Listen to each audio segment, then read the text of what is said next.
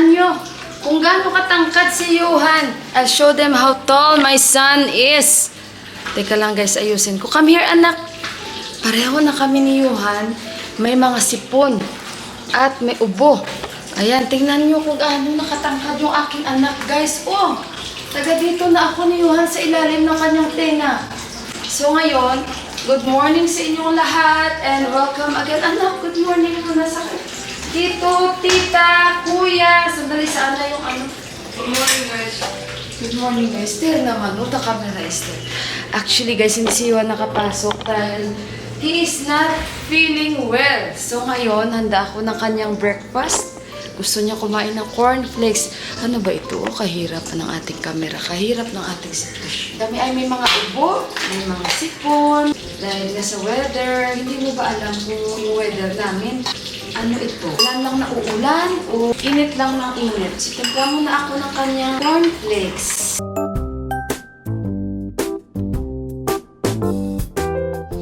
Diba anak? Yes? Yes anak, more liquid anak ha? Not feeling well na si Juan guys. Kasi nga diba dapat may basket yan. Eh, nahawa. Alam niyo naman, pag mga ganito, sa loob kayo ng bahay, nagsisirculate lang yan. Ito, gumawa ako ng ginger garlic. Ay, ginger garlic. Ito, gumawa ako ng ano guys, tawa si Juan sa akin.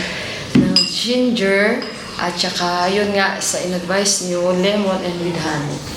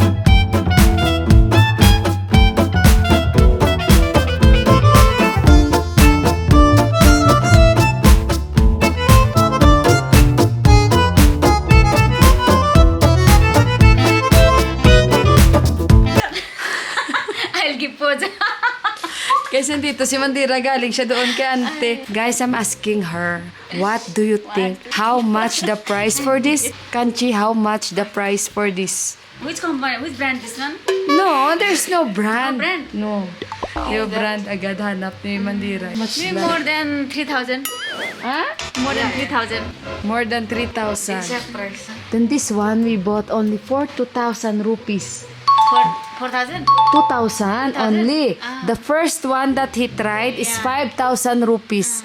But this one, yun nga sabi ko sa inyo guys, binili namin only for It's like this only Can't I want it like this? Yeah, for 2,000 rupees only. We saw this one in where they are keeping in the basket. So this is last piece and promotion price. Guys, nandito kami kay Didi. Bili kami ng mixed fruit. What available you have there? Yes, sure. Pineapple, watermelon, papaya. Okay, okay. 50 rupees ito guys. Oh. So bili tayo.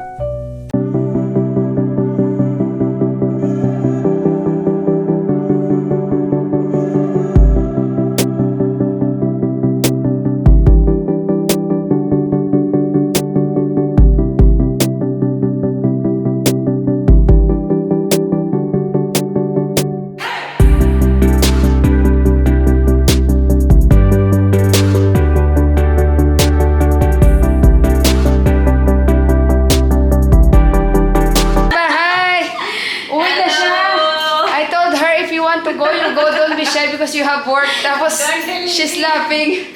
Sabi niya, it's like I have big work. Yeah, you have big work. Galing yan siya doon kay auntie. It's my snacks.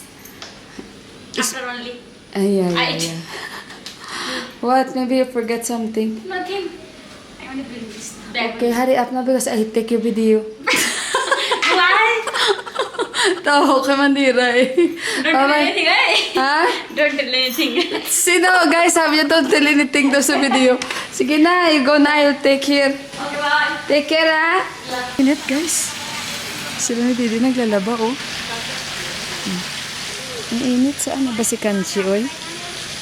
Yan yung motor niya, oh. Bye, Kanchi! You have snacks now. You can diet now. Diet for your snacks, fruits only. Yeah. Bye-bye! Bye-bye. Tingnan nyo guys, ito yung pomegranate na juice ni Johan. Sabi ni Mandira, Auntie, bakit yung kulay iba? Sabi niya kasi, konti na lang yung pomegranate. So kaya na ganyan yung kulay. Apple yan, tsaka pomegranate. 200 rupees ito guys. Hugas muna ako ng kamay ko. Si Mandira, dinala niya na lang yung ano niya. Yung kanyang ano guys, fruits kasi nga busog pa siya. Kasi nga uminom kami doon nung ano, yung sugar cane na juice. Ito, tikman natin to. Anong lasa nito? 50 rupees fruits. Di ba nakikita niyo bumibili ako? Mas okay yung ganito kasi marami. Yan kay Johan yan snacks. Di ba hindi ka talo 50 rupees kasi kung bibilihin mo itong mga prutas na to, kilo-kilo. Di magkano o kahit tag-iisang piraso di magkano. O di ba maganda yung ating snacks. Guys, kain tayo ng suman. Nag-init ako 2 piraso. Ayan. I forgot my mic. Kasi yung boses ko baka hindi nyo ako marinig. Meron kasi akong i-share sa inyo guys, naniniwala ba kayo noon na pag nawala kayo sa isang lugar, ang ibig ko bang sabihin guys, pag for example nasa jungle kayo, nasa loob kayo ng mga kagubatan or kahit saan man kayo napunta na parang alam nyo na parang yung lugar na yan parang puro lang paano ko ba sasabihin sa inyo yung magubat po, yun, pwede natin sabihin yun. So ngayon guys, meron akong i-share sa inyo, nakuha ni Deepak na mga videos na kung saan ay na-lost sila for 3 hours sa loob ng jungle. At doon lang daw sila pabalik-balik sa lugar na yan na kung saan yung last stop nila.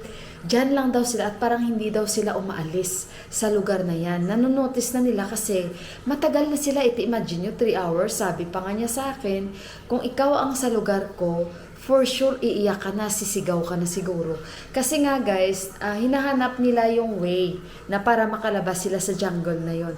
Ako guys, na-experience ko yan at naniniwala ako dahil nangyari sa akin. Dahil ito ay sabi-sabi lang naman ng mga lola, mga lolo, pag ikaw ay naligaw, mga ganito ganyan, sa mga ganyang sitwasyon, ay baliktarin mo ang iyong damit. Naniniwala din ba kayo guys? Ako naniniwala ako kasi nangyari yan sa akin. Sabi ko dito kaya, ano kaya ang paniniwala nyo pag ganyan yung mangyayari na, for example, you lost your way, you lost your ganito, ano ang mga ginagawa nyo?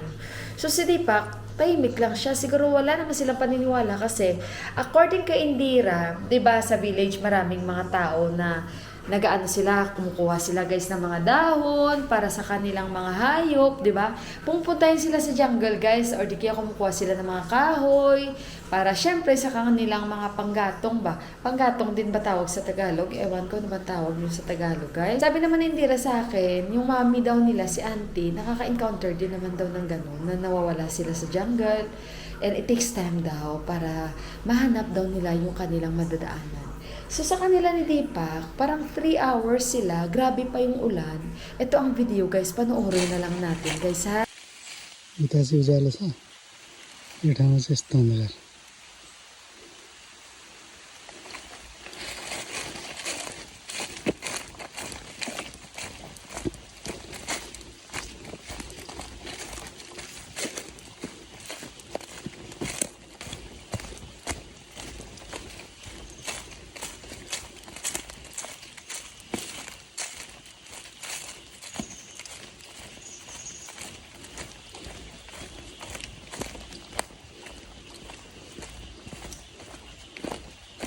रुख ढोलेर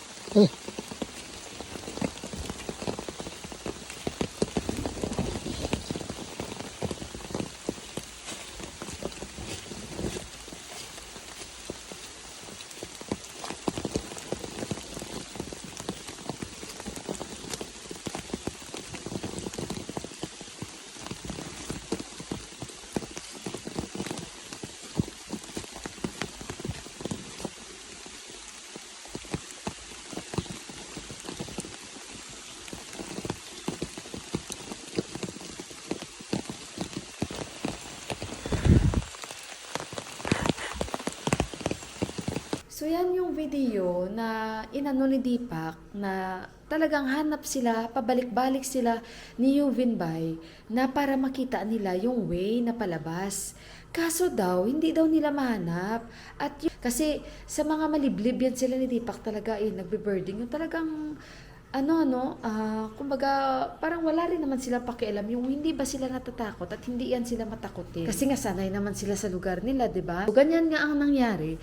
Pabalik-balik sila hanggang sa parang nanonotice na daw nila at si Deepak na yung lugar na kung saan sila ay mahaba na rin yung pag-ikot-ikot nila, pare-pareho lang daw. Yun ang sabi ni Deepak. Ngayon guys, kalabas din daw sila guys, pero mabuti daw. Parang may natayuan si Deepak na karoon siya ng signal kasi nag-data daw siya Nung nag-data siya, ayun, may signal at nag-google agad daw siya. Mabilisan siyang nag-google at mabuti daw, napakabilis daw ng signal kung saan daw siya nakatayo that time. Kaya nakalabas daw sila agad ng mabilisan ni Yuvin Bay. Parang masakit dito ko guys. Alam niyo ba kung bakit? Masakit yung dito ko, nabunggo ko kasi to. Mabuti na lang hindi mismo sa inoperahan ko. Kasi nga, nag-doorbell si Bay yung sa baba. Mag-doorbell pa naman sila parang tututut, ganun ba? Yun, nabunggo siya sa may parang corner ng lababo. So ngayon guys, umuwi na nga si Deepak afternoon kasi may work pa siya that time. Siguro mga 6:45 na. So hindi pa siya nagsabi. Pero ang paa niya guys, di ba nakasapato siya, sobrang itim. Kasi nga, grabe yung ulan eh. Naulanan sila sa pag-ikot-ikot ni Yubin. Tapos parang namuti pa yung paa niya kasi nga sa lakad, di ba? So parang ako naman, nakakatakot kasi talaga naman yung jungle nila dito. Na minsan puro unggoy yung sa jungle nila eh okay lang kung unggoy pero minsan kasi may mga tigre, leopard, hindi natin alam, di ba? Kung ano-ano na lang ang lalabas diyan. Pero meron din naman mga kwento-kwento ang kanilang mga jungle dito and yung iba kasi hindi rin natin masasabi kasi nga marami ring nangyayari sa mga jungle nila dito na basta marami guys. Tapos yung iba ginagawa pa nilang sementeryo, di ba? Diyan na lang nila nililibing kasi ayaw man nila ipasunog. Tapos may sementeryo kasi talaga dito sila guys pero malayo sa mga bundok-bundok at jungle din. So kaya ayun. Kaya yan si Ama nagsasabi talaga sa amin, habilin talaga na wag si Yuhan dalhin sa mga jungle. One time nga dinala na yan ni Deepak dahil si Yuhan gustong sumama. Eh nakita ni Ama sa video, ayun, napagsabihan niya si Deepak kasi yan talaga yung habilin ni Ama na si Yuhan ay wag dalhin sa jungle yung mga bata ba. Yun lang ang sabi ni Ama. Pero hindi naman nila sinasabi kung ano yung reason.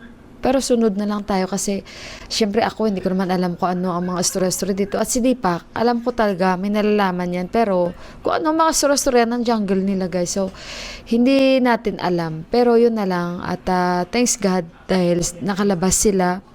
And ayun na nga again, sabi ni Deepak, siguro kung ikaw, umiyak ka na, nagsigaw-sigaw ka na, inaway mo na ako, ganito, ganyan, sabi ni Deepak. Pero kasi sila ni Deepak, yun na nga sabi ko sa inyo, sanay naman yan sila.